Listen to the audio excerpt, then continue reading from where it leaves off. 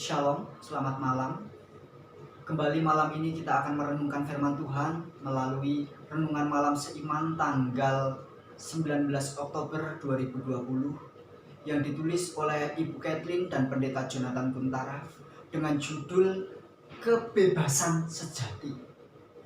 Kita tunduk kepala, kita satu dalam doa. Tuhan, terima kasih untuk sukacita yang telah Kau nyatakan bagi kami, sehingga dalam kesempatan ini Engkau kembali berikan waktu untuk kami boleh merenungkan sebagian dari firman-Mu. Kiranya tuntunan Roh Kudus-Mu menjadi bagian kami ya Bapa, sehingga kami pun boleh mengerti dan memahaminya. Dalam nama Tuhan Yesus kami berdoa. Amin. Kebenaran firman Tuhan pada malam hari ini yang akan kita renungkan terdapat di dalam Yakobus 1 ayatnya yang ke-25.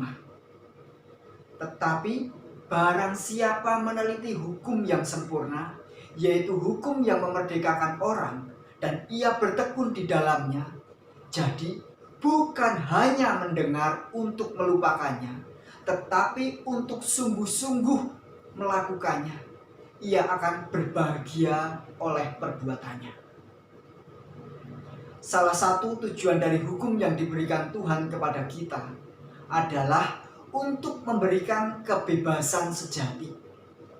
Yesus sendiri berkata bahwa setiap orang yang berbuat dosa adalah hamba dosa, sebagaimana dalam Yohanes 8 ayatnya yang ke-34.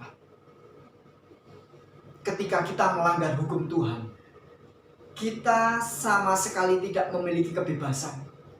Akan tetapi penurutan pada 10 hukum menjamin kebebasan sejati kita. Hidup dalam batas-batas hukum Allah berarti memiliki kebebasan dari dosa. Ini juga berarti kebebasan dari apa saja yang menyertai dosa itu. Misalnya, perasaan cemas yang terus-menerus, perasaan bersalah yang melukai hati nurani sehingga melemahkan kekuatan dan memberikan penyesalan yang melunturkan kekuatan vital dalam kehidupan. Kata pemazmur dalam Mazmur 119 ayatnya yang ke-45, aku hendak hidup dalam kelegaan sebab aku mencari titah-titah-Mu. Yakobus juga menyebutkan hukum Taurat itu sebagaimana dalam Yakobus 2 ayatnya yang ke-8 dan 25. Hukum yang sempurna yaitu hukum yang memerdekakan orang. Agar kita dapat menerima kebebasan ini, maka Yesus mengundang kita untuk datang kepadanya dengan beban dosa kita. Dia menawarkan kepada kita kuknya yang ringan, kata dalam Matius 11 ayat 29 dan 30. Kuk adalah alat pelayanan kita. Ketika beban kita dibagi, maka kuk itu membuatnya lebih mudah untuk melakukan tugas tersebut. Kristus menawarkan kita untuk memikul kuk itu. The Desire of Ages halaman 329 mengatakan, kuk itu sendiri adalah hukum, keagungan hukum kasih yang dinyatakan di dalam Eden, diumumkan di atas Sinai, dan dalam perjanjian baru tertulis di dalam hati adalah yang mengikat pekerjaan manusia dengan kehendak Allah. Ketika kita memukul kuk itu bersama dengan Kristus, maka ia menanggung beban berat dan membuat penurutan kita menjadi suatu sukacita.